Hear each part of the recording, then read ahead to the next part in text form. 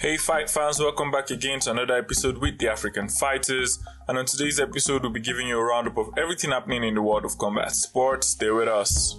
Alright, despite not yet being booked to fight, UFC middleweight champion Israel Adesanya is developing quite the feud with one of his division's leading contenders. Former KSW champion Dricus du Plessis has enjoyed a quick rise since arriving in the mixed martial arts leading promotion in 2020. The South African has defeated Brad Tavares, Darren Till, and most recently Derek Brunson, en route to a place into title contention.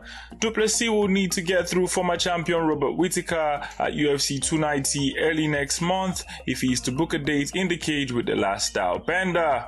Early this month, the reigning middleweight champion recalled sharing a gym with Still Knox in Thailand a number of years ago. While Adesanya admitted that du Plessis got the better of him on the ground, he claimed to have messed up the South African on the feet.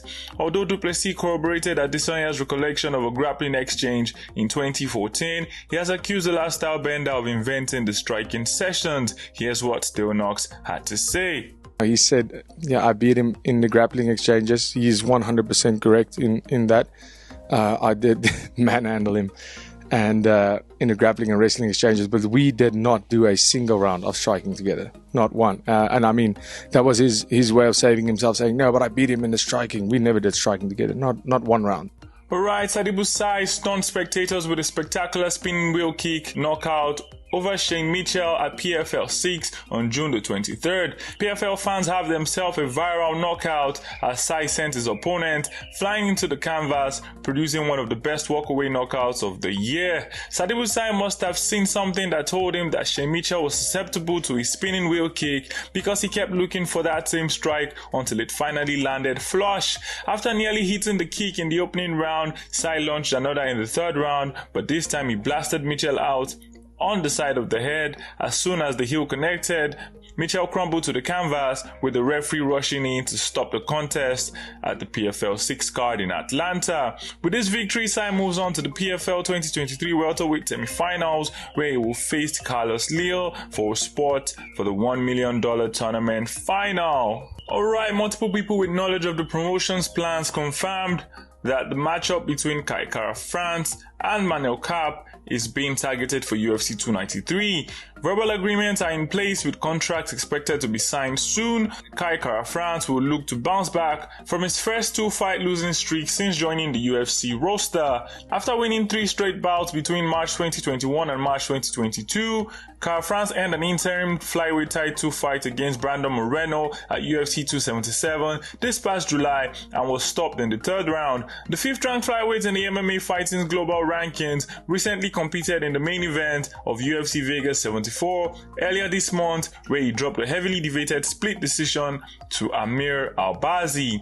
Kape, on the other hand, the former Rizin champion, enters his highest profile UFC matchup on the 3-fight win streak, and a bit of bad luck. Since his December win over David Vorak, Kape was booked to face one-time title challenger Alex Perez at March UFC San Antonio event, before Perez was forced to withdraw just hours before the bout was set to take place. The 29-year-old was also slated to fight Davison Figueiredo in July at UFC 290 before the multiple-time flyweight champion was scratched from the contest due to injury.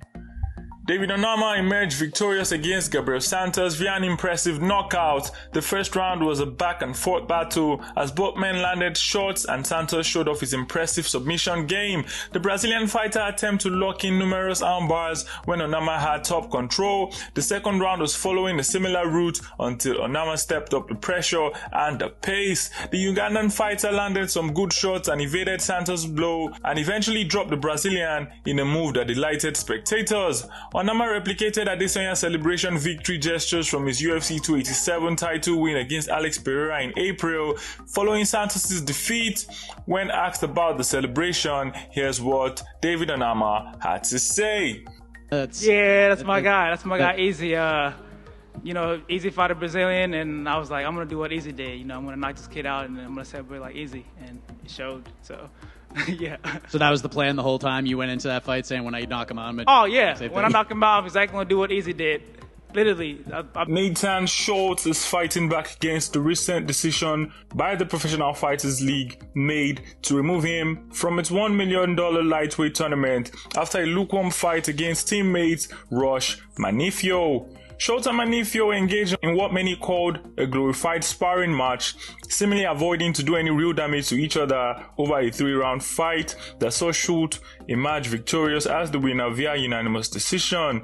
After the bout was over, PFL announced that Schultz would be suspended from the tournament. He took to social media to express his displeasure and had this to say: "I am very unsatisfied with the decision that was taken by the PFL last night to favor Shane Burgos entering into the playoffs." Schultz tweeted, "You remember Francis Ngannou's fight against Derrick Lewis? He didn't throw 6 punches in the whole fight and he wasn't caught for his performance. So I ask you, Francis Ngannou, since you say you want to protect the rights of fighters, do you think this decision is correct?" Francis Ngannou, without even fighting in the PFL, already has big shoes to fill, as a lot of fighters want him to advocate for their rights. Leave your comments in the comment section. Don't forget to like and subscribe. We'll see you in the next episode.